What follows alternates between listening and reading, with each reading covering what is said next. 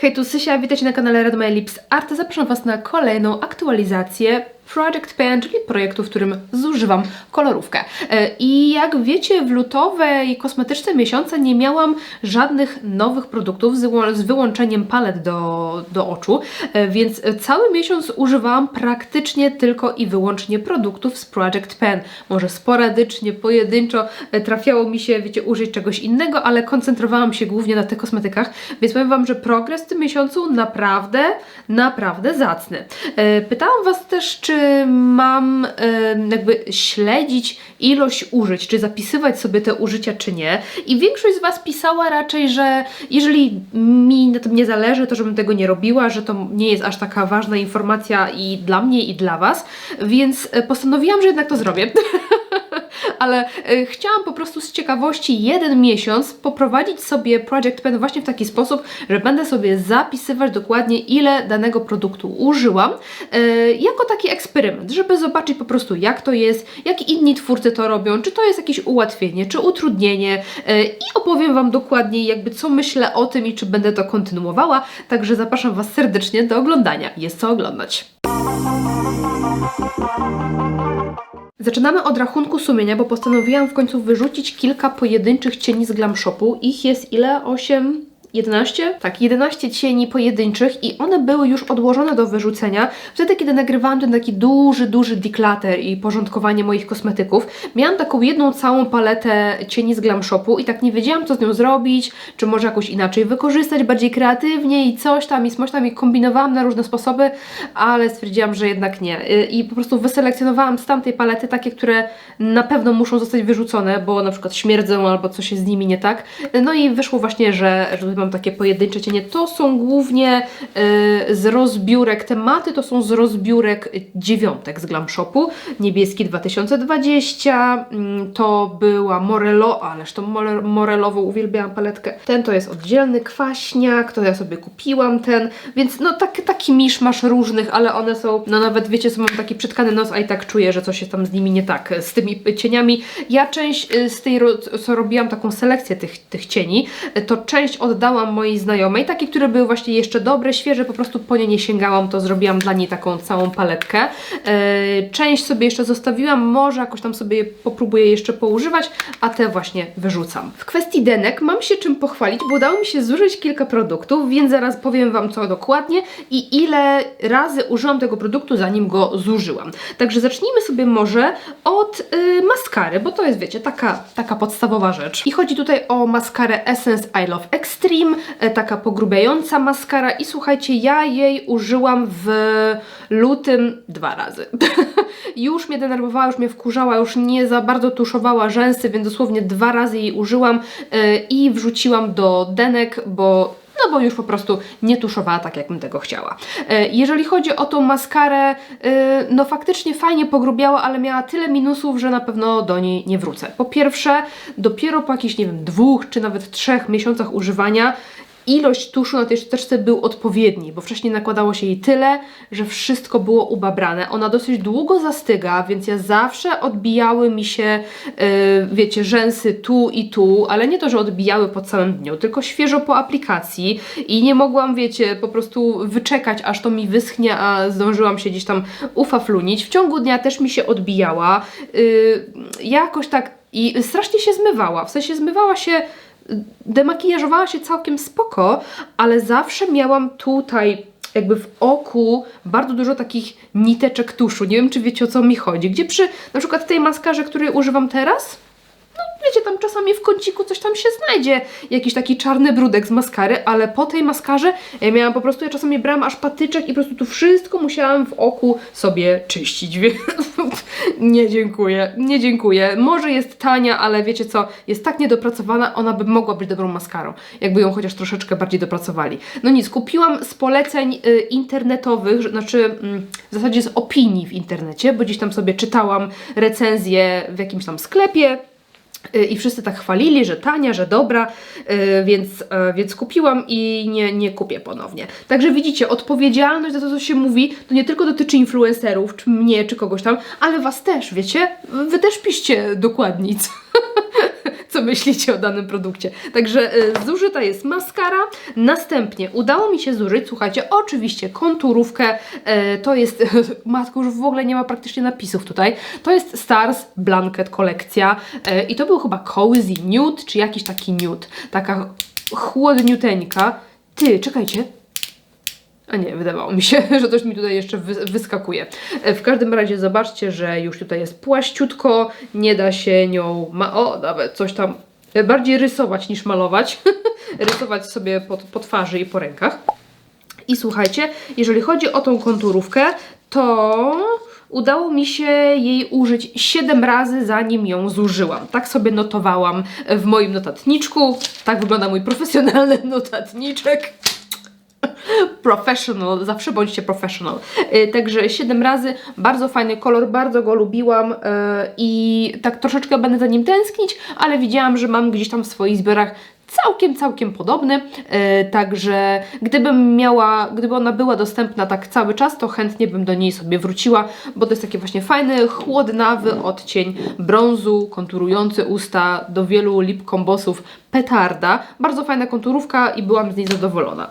Następnie, jeżeli już jesteśmy przy ustach, no to mogę się pochwalić moim błyszczykiem z Alterry. Jak widzicie tutaj na dnie jeszcze troszkę tego jest, ale słuchajcie, no nie jestem w stanie już tego wyciągnąć. Miałam zużywać produktu do ust organicznie, a i tak wyciągnęłam sobie stoper, bo bardzo dużo tego błyszczyka jeszcze było, zanim wyciągnęłam stoper, bo to kopytko było w stanie wyczyścić mi jakby brzegi tego opakowania, w zasadzie o tutaj, tak o. Tyle.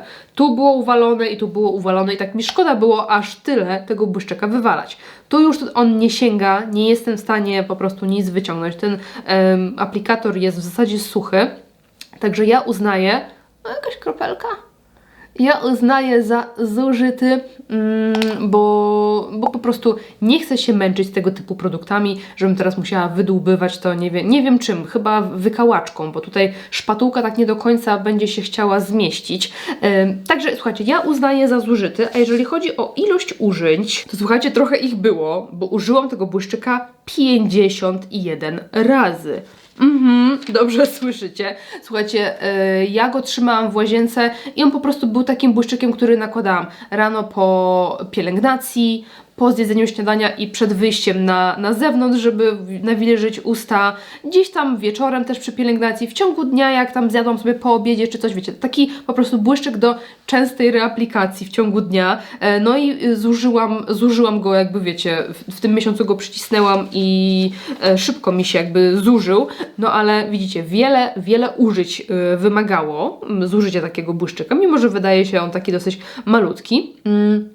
Niemniej nie było w ogóle na siłę, bo nie próbowałam go teraz, wiecie, tak walić nie wiadomo ile, tylko po prostu naturalnie czułam, że moje usta, no była taka pogoda, wiecie, te mrozy, nie mrozy, że po prostu naturalnie tak często po ten produkt sięgałam.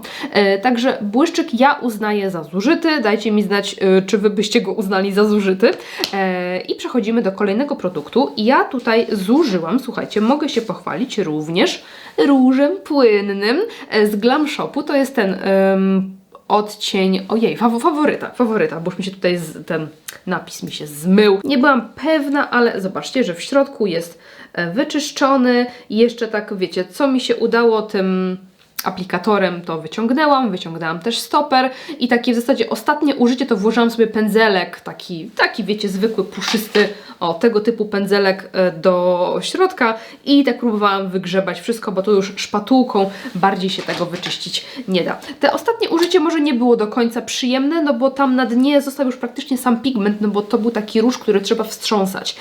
Jak go nie wstrząsałam, no to wiadomo, że ten pigment osiadał i te ostatnie użycie tam było, wiecie, taki był suchawo-gęstawy już ten produkt, ale to ostatnie użycie. A tak to cały czas bardzo fajnie mi się go używało, no i fajnie udało mi się go zużyć. Cieszę się, bo on już był taki, no właśnie, już mi się tutaj zmazało, ale on już był chyba po terminie, jak dobrze pamiętam. Także fajnie, że się nie zepsuł, a udało mi się go zużyć, więc będziemy musieli sobie poszukać jakiegoś czegoś zamiennego na policzki. A jeżeli chodzi o ilość użyć, to w lutym, zanim udało mi się go całkowicie zużyć, użyłam go 14 razy. No to całkiem ładnie, bo odtąd było ostatnie zaznaczenie, więc 14 razy, żeby zużyć odtąd do tej końcóweczki praktycznie, nie? całkiem spoczko.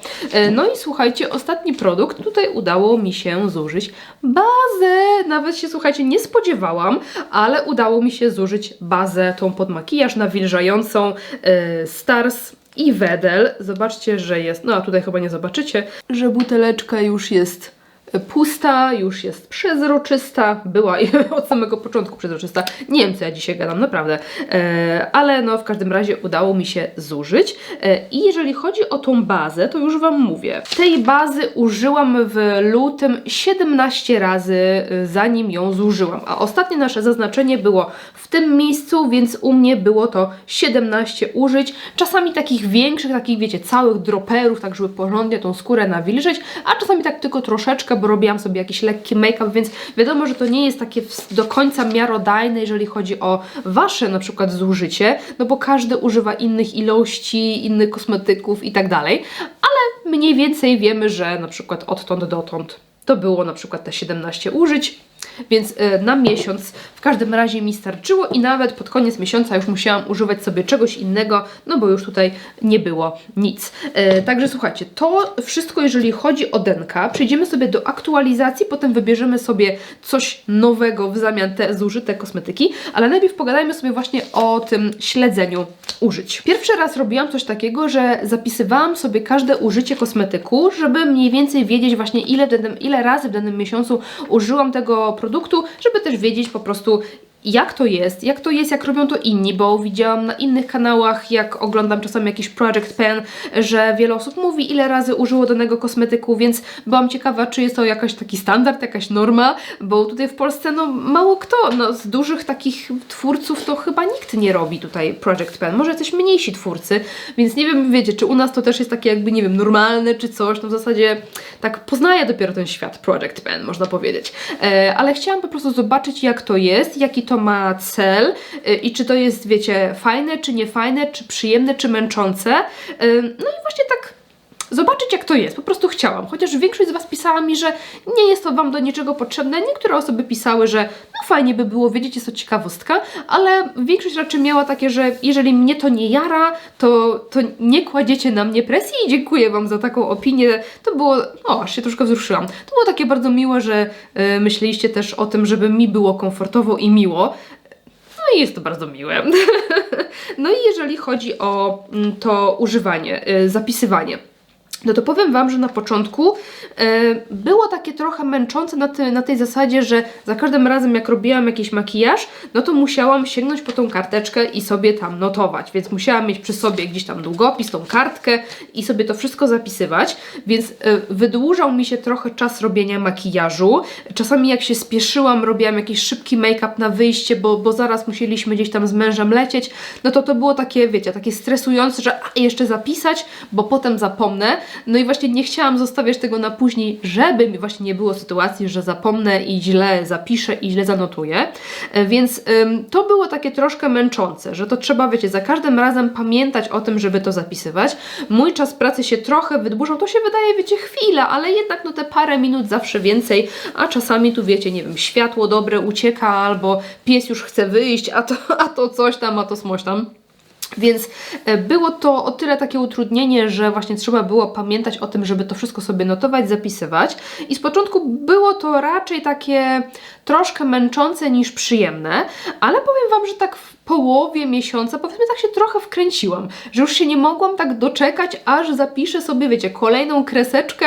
Jest to takie troszkę satysfakcjonujące dla mózgu. Jak Wy lubicie takie, wiecie, układanie, porządki, tabelki, no to jest w tym coś przyjemnego, no nie? Jak mamy w tej tabelce jakiś taki porządek. I to też dawało takie trochę poczucie, że ja tutaj sobie pisałam tak, że wiecie, jak było 5 kreseczek, to sobie skreślałam. No i wiecie, jak już dochodzi ta 5. kreseczka i można skreślić, no i jest w tym coś satysfakcjonującego.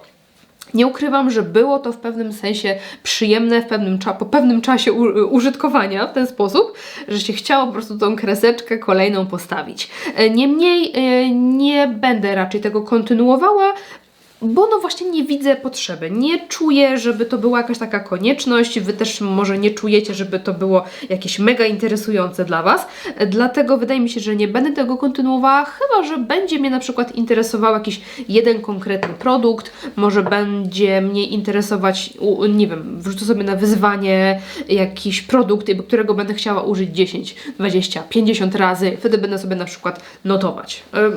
Więc nie mówię, że nigdy do tego nie wrócę, ale myślę, że nie będę tak notowała notorycznie tego wszystkiego, bo jakoś nie czuję, nie widzę sensu. Dajcie mi znać, co Wy myślicie i jak Wam się ogląda ten odcinek właśnie z takimi i dodatkowymi informacjami, a my przechodzimy do aktualizacji. Zaczynając od kremu BB Sensum Mare, użyłam go w lutym 13 razy. Czasami go mieszałam też z jakimiś innymi produktami, na przykład jakimś jaśniejszym podkładem czy rozjaśniaczem, bo on na tą porę roku jest dla mnie troszeczkę za ciemny, więc 13 razy go użyłam. Mniej więcej jego poziom aktualnie wygląda tak. Jest mniej więcej tutaj. Wcześniej było tyle, teraz jest mniej więcej tyle, bo tak bardzo ciężko przez tą buteleczkę ocenić. Ostatnio nawet tak nie do końca chciała mi ta pompeczka już działać, więc po prostu wykręcałam sobie tą pompkę i po prostu, wiecie, smarowałam buzię w ten sposób i jak widzicie tutaj, ona jest taka, ta pompka zanurzona tak dotąd, nie? Bardziej dotąd, zobaczcie sobie z bliska, że w zasadzie ta końcówka tylko pompki ma taką kluseczkę, że tak powiem, tego kremu BB, więc faktycznie tam, gdzie zaznaczyłam, nawet ciutkę chyba wyżej jeszcze jest. Nie, powinno to tak jak zaznaczyłam, to mniej więcej tak powinno to wyglądać. Także poziom prezentuje się w ten sposób. Zazwyczaj używałam tego, ale czasami gdzieś tam jak na szybko chcę zrobić bardzo lekki makijaż, no to sięgam sobie po ten mój podkład ze Starsów, no nie? Ale tak jak mogłam i pamiętałam, to starałam się używać tego kremu BB. Następnie, jeżeli chodzi o korektory, no to tutaj nie pokażę Wam dokładnie poziomu ich zużycia, no bo to są takie, wiecie, wykręcane w pędzelku, ale jeżeli chodzi o ilość użyć, to jedyneczki, czyli tego użyłam 20 razy, a tego 19. W zasadzie ja zawsze używam ich obu naraz, po prostu łączę te dwa kolory, żeby były odpowiednie dla mnie. Natomiast raz gdzieś tam mi się zdarzyło, że potrzebowałam tylko tam odrobineczkę, więc użyłam sobie tego jasnego, a tak to zawsze używam je razem. Także około 20 użyć, także jak wiecie, w miesiącu całkiem spoko liczba. Praktycznie ani razu nie sięgnęłam po jakiś inny korektor. Praktycznie tylko i wyłącznie używałam tego. Tak jak w przypadku produktów do twarzy, to jak chcę wiedzieć, zależy też jaki efekt chcę mieć. Czasami właśnie sięgam sobie po coś takiego lżejszego, na zasadzie, że używam sobie na przykład, nie wiem, jakiegoś takiego kolor correctingu tylko i wtedy go na przykład tym mocno kryjącym podkładem jakoś tam punktowo, lekko sobie coś zakryję, a jak chcę całą twarz, to właśnie wtedy używam sobie tego. A jeżeli chodzi o korektory, no to zawsze praktycznie tych. Puder Stars i Bryska. Bardzo polubiłam się z tym pudrem. Aktualnie jego poziom prezentuje się w ten sposób. Kreseczka jest mniej więcej tutaj.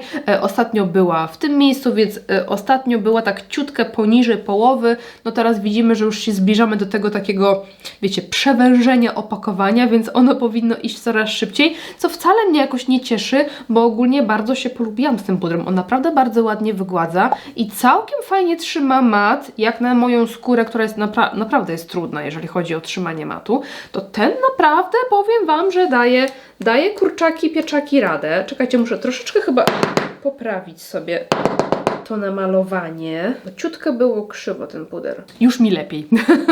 Także tutaj poziom prezentuje się tak.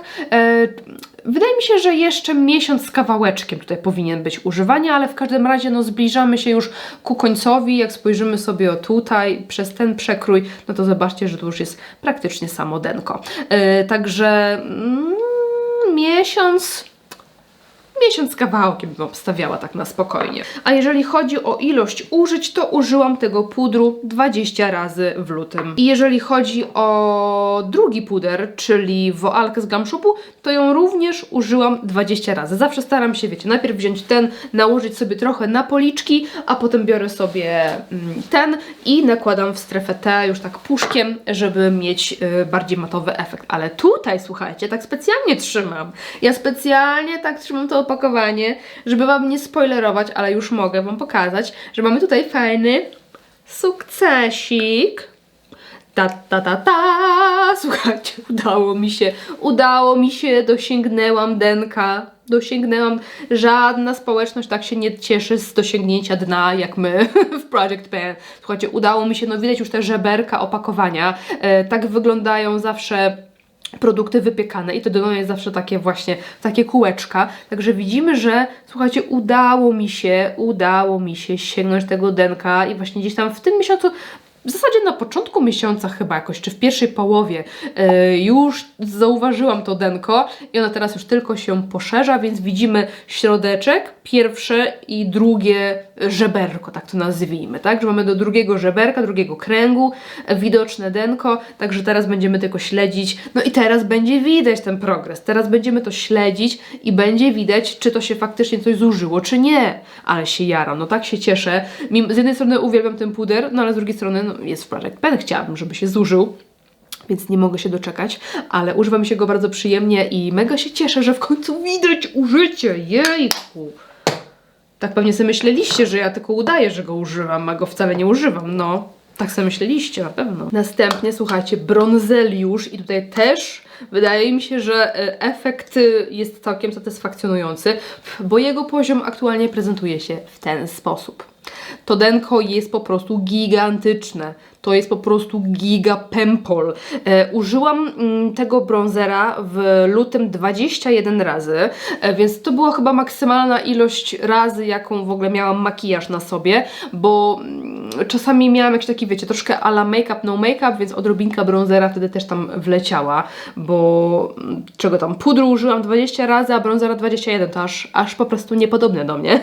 Ale właśnie w takim make-up, no make-up, gdzieś tam chyba na trening raz sobie robiłam to tak, żeby przywrócić sobie kolor na policzkach, to użyłam trochę tego.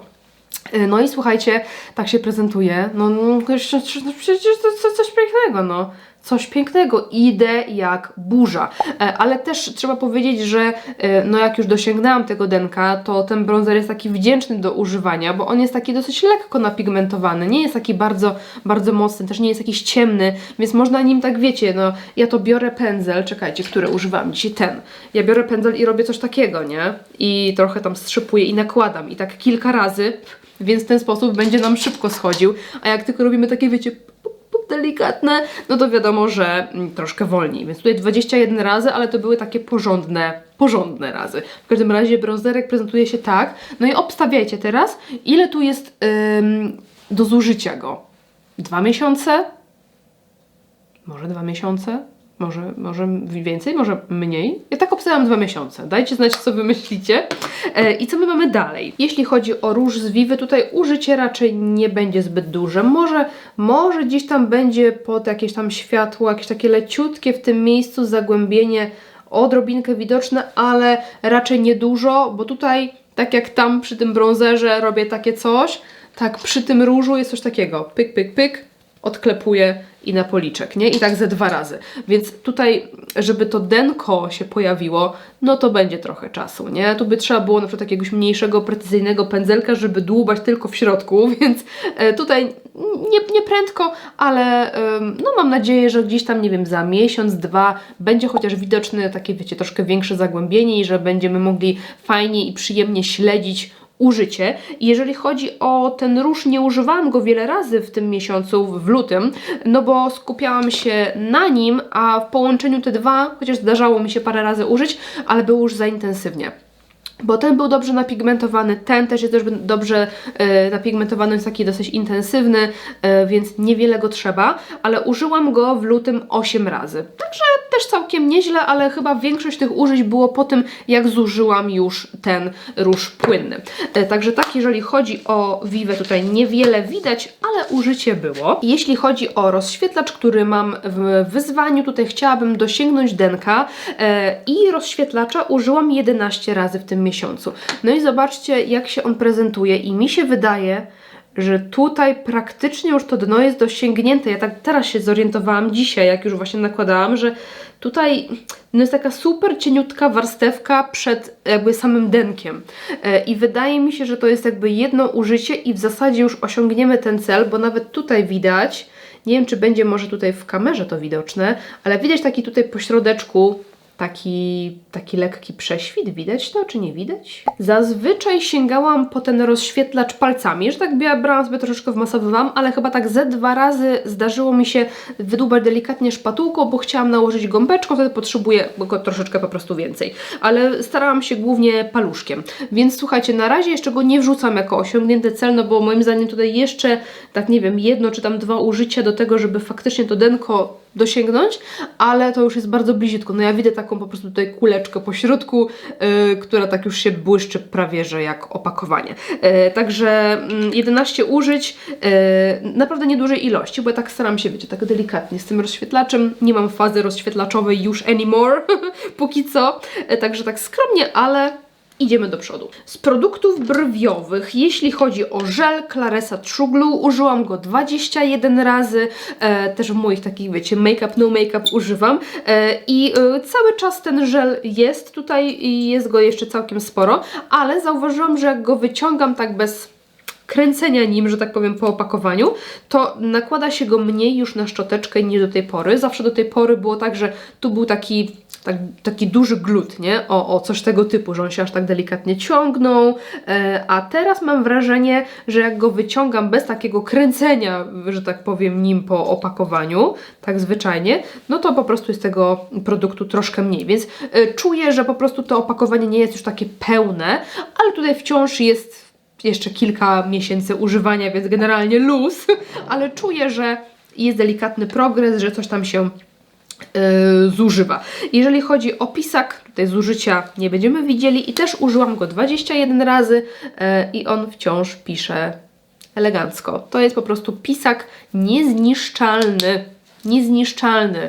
Jeżeli uważacie, że te z NYXa rzeczy może są drogie, nie są drogie, po prostu będziecie używać tego przez 100 lat. No właśnie, ciekawe jak te produkty w Project Pen by wypadały w przeliczeniu na miesiące, czyli kupujemy jakiś tam żel, używamy go, zużywamy go i na przykład okazuje się, że zużywamy na przykład taki żel w, nie wiem, w 15 miesięcy i ile złotych wypada na przykład na miesiąc używania, nie? To też by była taka ciekawa obliczeniówka. No nic, lecimy dalej. Jeżeli chodzi o Duraline, wciąż jest go troszeczkę, tutaj jakoś bardzo się z nim nie spieszę, ale po prostu mam go w Project Pen z myślą, że już muszę w tym roku kupić sobie świeży. Ja go użyłam 2 razy w tym miesiącu i to tak w zasadzie też nie było to aż takie bardzo konieczne, ale użyłam go po prostu, bo go miałam w Project Pen, co nie? Także na tym się jakoś mocno nie skupiamy. Jeżeli chodzi o Inglot Body Art, to miałam go tutaj wcześniej z takim czymś, żeby wyciskać mi, wiecie, tą resztkę, co tutaj jest w opakowaniu, ale już jest tak tutaj na samym denku, że już mi to przeszkadza i muszę wyciskać, wiecie, w ten sposób, no nie? Coś tam jeszcze go jest, użyłam go w tym miesiącu 11 razy, więc całkiem spoko, ale powiem Wam, że musiałam tak się, wiecie, pilnować, musiałam pamiętać o tym, żeby go zużyć, bo zobaczcie, jak go wyciskam tak, to już się nic nie wyciska, już muszę go tak wyciskać, nie wiem, czy wiecie, o co chodzi, tak jak pasta do zębów przy końcówce, żeby coś z niego wycisnąć, więc to jest naprawdę już końcóweczka, to jest moim zdaniem kilka użyć, ale no nie chcę tutaj nic, wiecie, na siłę walić, ale jest szansa, że w przyszłym miesiącu już go nie będzie, zależy po prostu jak będę miała zapotrzebowanie na jego zużywanie. Cień do powiek Glam Shop matowy cielak prezentuje się w ten sposób. Uważam, że naprawdę bardzo fajny progres tutaj mamy. Ten pępek się zrobił bardzo, bardzo duży i w zasadzie zaraz on wygląda, jakbym miała z tej strony zaraz dosięgnąć, wiecie, bocznego denka, że tak powiem. No wyostrz. Także tutaj już jest całkiem sporo zużyte. Staram się pamiętać o nim po prostu jak robię jakieś tam nawet zwykłe makijaże, nie wiem, w tygodniu makijaży czy do jakichkolwiek odcinków. Beż jest akurat taki wdzięczny, że on się zawsze przydaje i nadaje. I użyłam go w tym miesiącu 13 razy, więc głównie kiedy robiłam jakieś makijaże bardziej skomplikowane, bo w jakichś takich bardzo lekkich makijażach nie używam. Ale 13 razy użyty i myślę, że ten progres jest fajnie tutaj widoczny, więc jestem zadowolona z tego. Zawsze jakiś cień zużyty, bo wiecie, z tymi cieniami to my chcemy mieć całą masę, a ze zużywaniem już jest troszeczkę trudniej. Natomiast jeżeli chodzi o ten płynny cień z Belle i Red Lipstick Monster, to użyłam go 8 razy. razy. No i tutaj musiałam już go używać w sytuacji, kiedy nie robiłam jakiegoś odcinka na przykład z paletami, a akurat w lutym no miałam dosyć dużo nagrywania, bo nagrywałam paletkę Altitude Moonlight Muse, nagrywałam paletkę, za dużo nazw naraz, Succulent Dew z Singe Beauty, nagrywałam też częściowo makijaż paletką Angelique z Cosmic Blush, zresztą dzisiejszy makijaż też jest tą paletką, bo już kończę jakby nagrywki, więc wiecie, 18 makijaży, nie? Więc trochę mi, że tak powiem, wypadło możliwości używania tego cienia, ale no tak czy siak uważam, że 8 razy jak na tyle dni, gdzie nie mogłam go użyć, to i tak jest generalnie spoko. Staram się gdzieś tam go, wiecie, przeplatać w jakichś lekkich makijażach codziennych, czy coś tam, czy w jakichś innych po prostu, gdzie się maluje nie paletami tygodnia, to ja uważam, że jest całkiem spoko. Widzę tutaj, że po środku jest już taki naprawdę sensowny prześwit, szczególnie jakby prześwietlić to, że tak powiem, to opakowanie. Więc ja progres widzę w użyciu, właśnie, że tutaj, tu się da pokręcić tym kopytkiem, to fajnie się to wszystko zużyło. Kopytko też już nie jest aż takie mocno oblepione, ale cały czas produkt się nabiera, więc tutaj jeszcze, żeby to zużyć, to jeszcze jest sporo. Ale ja progres widzę i to jest dla mnie spoczko. Jeśli chodzi o bazy, ja miałam ich zacząć używać w zasadzie w momencie, kiedy zużyję sobie tą aktualną, ale tego Erboriana zielonego użyłam 5 razy w danym miesiącu, w lutym, bo to właśnie często przy jakichś takich leciutkich makijażach, kiedy nie chciałam za dużo podkładu, czy jakiegoś kremu BB, tylko takie, wiecie, leciutkie coś tam, coś tam. Czasami na trening sobie nakładam, żeby nie być aż taka, wiecie, totalnie no make-up i taka, wiecie, zaróżowiona, że tak powiem. Bo często jedę na trening bez makijażu, ale jestem jakby świeżo po zmyciu, a jak jestem świeżo po zmyciu, to ta buzia jest taka trochę zaczerwieniona, więc taka ociupinka czasami się przydaje. Więc tego Erboriana użyłam 5 razy, jak widzicie, no to opakowanie jest takie już naprawdę płaskie, tam jest końcówka, ale też nie na siłę, bo będę musiała ten akurat kupić kolejny. Ale też użyłam sobie 2 razy tego matującego Erboriana. 2 razy mi się wydawało, że 3 powinno być. W każdym razie no nie dużo, bo dopiero jak zużyłam ten, to zaczęłam sobie używać tego. I powiem Wam, że ja widzę różnicę, jak wygląda moja skóra z tą bazą i z tą bazą. Ja mam skórę tłustą, szybko przetłuszczającą się, taką, gdzie jest ta tekstura taka dosyć widoczna i przy tym fajna była ta baza, bo ona była taka przyjemna, nawilżająca, ładnie makijaż siedział na tej skórze, ale jednak przy tych samych okolicznościach, przy tych samych kosmetykach, przy tym samym podkładzie czy kremie BB widzę, że przy tym szybciej się wyświecałam, a przy tym znacznie wolniej i dłużej jest ta skóra matowa i jest taka bardziej wygładzona, więc naprawdę spoczko opcja. Cieszę się, że będę mogła sobie jakby teraz regularnie używać tej bazy i tak jak mówiłam, użyłam jej 2 albo 3 razy, tak mi się wydaje. I została nam jeszcze szminka, tutaj też ją mam na wyzwaniu, żeby zużyć po prostu do końca opakowania.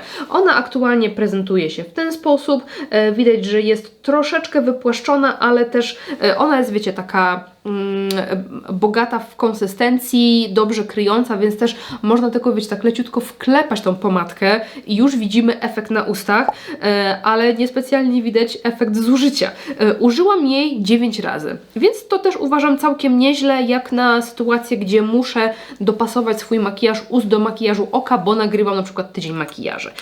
Dzisiaj sobie akurat użyłam tak z ciekawości troszeczkę na policzki, dołożyłam na wierzch odrobinę tego różu, ale właśnie jako baza powiem Wam, że na policzki też super. Raczej nie będę używała, no bo tu jest malutko jej, więc tak mi trochę szkoda, ale tam może raz na jakiś czas. W każdym razie taka się robi, ona tak fajnie, taka pudrowo-kremowa i bardzo przyjemnie się na policzki nakłada. To jest taki przepiękny odcień takiego trochę cieplejszego, zgaszonego różu, troszeczkę połączonego z brzoskwinią.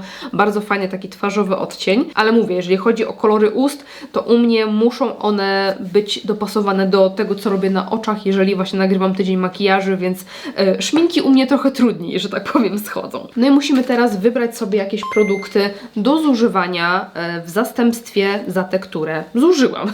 Logiczne.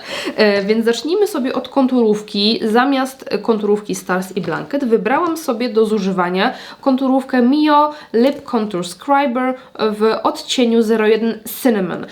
Przeglądałam sobie moje konturówki i okazało się, szukałam po prostu takiej, która jest albo jakaś bardzo stara, najstarsza, albo taka, która jest w podobnym odcieniu do jakiejś innej. I właśnie okazało się, że ta jest bardzo podobna do odcienia, zaraz Wam pokażę, chyba z Cosmic Brushes. To jest chyba Unmatched, tak mi się wydaje. A może ten?